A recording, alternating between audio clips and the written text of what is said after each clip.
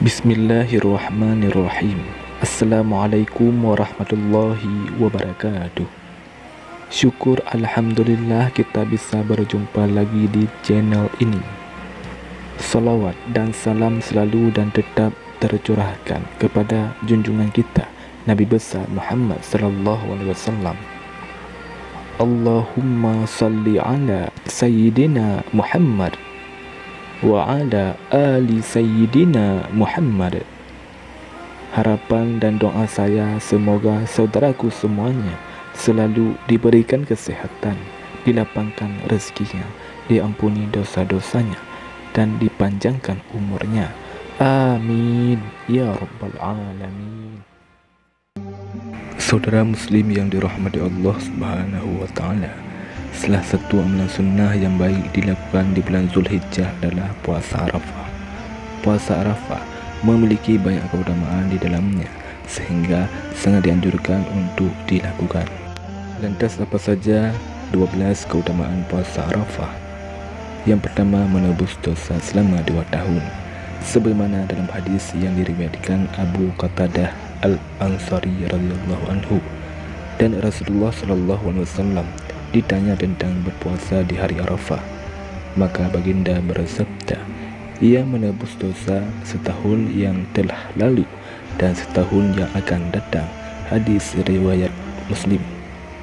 Yang kedua, amalan yang disukai oleh Allah subhanahu wa ta'ala.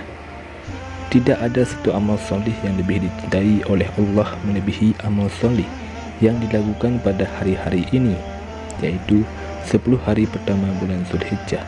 Para sahabat bertanya, tidak pula jihad di jalan Allah? Rasulullah SAW menjawab, tidak pula jihad di jalan Allah kecuali orang yang berangkat jihad dengan jiwa dan hartanya, namun tidak ada yang kembali satupun. Hadis riwayat Abu Daud dan Ibnu Majah. Yang ketiga, dilakukan pada hari Arafah. Tidak ada hari di mana Allah membebaskan hamba dari neraka melebihi hari Arafah. Hadis riwayat Muslim. Yang keempat, sunnah Rasulullah SAW. Ada 4 perkara yang tidak pernah ditinggalkan oleh Rasulullah, yaitu puasa Asyura, puasa hari Arafah, puasa 3 hari setiap bulan, dan salat 2 rakaat sebelum subuh. Hadis riwayat An-Nasa'i dan Ahmad. Yang kelima, jauh dari siksa api neraka. Rasulullah SAW bersabda, tidaklah seorang hamba yang puasa di jalan Allah kecuali akan Allah jauhkan dia karena puasanya dari neraka sejauh 70 musim. Hadis riwayat Bukhari dan Muslim. Dari Abu Sa'id Al-Khudri, ini adalah lafaz Muslim, sabda Rasulullah, 70 musim, yakni perjalanan 70 tahun. Demikian dikatakan dalam Fathul Bari. Yang keenam, dikabulkan doanya. Rasulullah SAW bersabda, sebaik-baik doa adalah doa pada hari Arafah. Hadis riwayat At-Tirmizi. Dari Aisyah, ia berkata bahawa Rasulullah SAW bersabda, di antara hari yang Allah banyak membebaskan seseorang dari neraka adalah hari Arafah. Dia akan mendekati mereka dan dia akan menampakkan keutamaan mereka pada para malaikat. Kemudian Allah berfirman, apa yang diinginkan oleh mereka. Hadis riwayat Muslim. Yang ketujuh, mendapatkan pahala yang besar. Sesungguhnya kaum muslimin dan muslimat, kaum mukminin dan mukminat, kaum pria yang patuh dan kaum wanita yang patuh, dan kaum pria serta wanita yang benar imannya, dan kaum pria serta kaum wanita yang sabar ketaatannya, dan kaum pria serta wanita yang khusyuk, dan kaum pria serta wanita yang bersedekah, dan kaum pria serta wanita yang berpuasa, dan kaum pria dan wanita yang menjaga kehormatannya, syahwat berahinya, dan kaum pria serta wanita yang banyak mengingat Allah.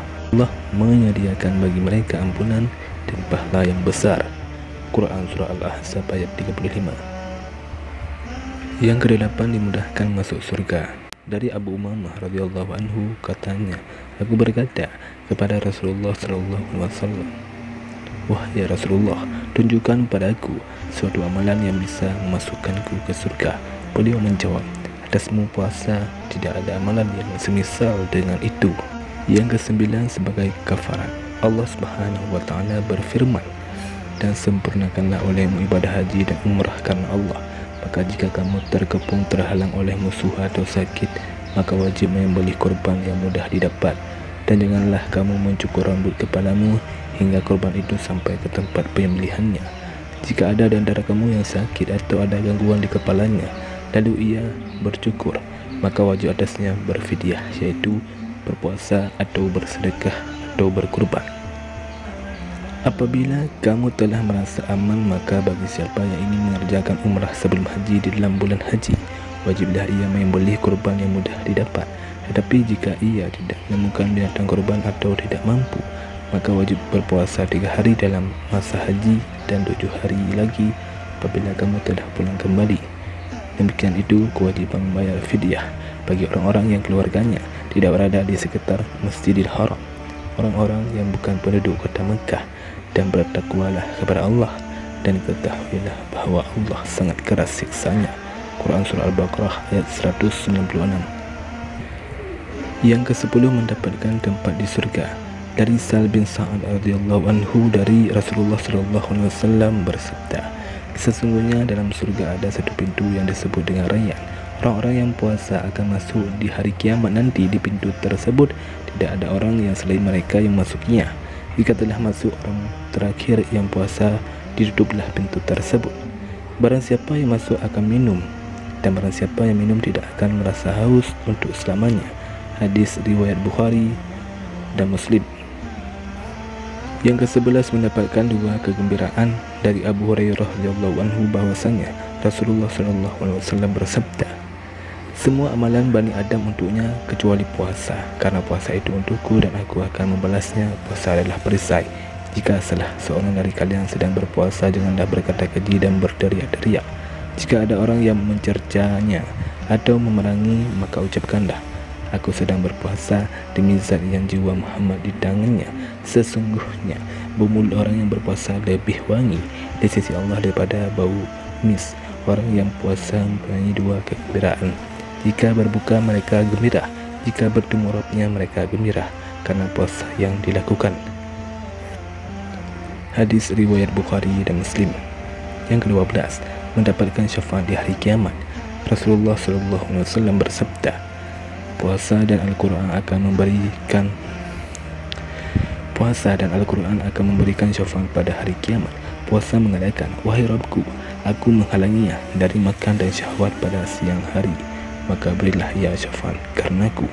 Al-Quran pun berkata, aku menghalanginya dari tidur pada malam hari, maka berilah ia syafaat karenanya. Rasulullah mengatakan, maka keduanya akan memberikan syafaat. Hadis riwayat Ahmad dan Al-Hakim. Lantas kapan dilaksanakannya puasa Arafah?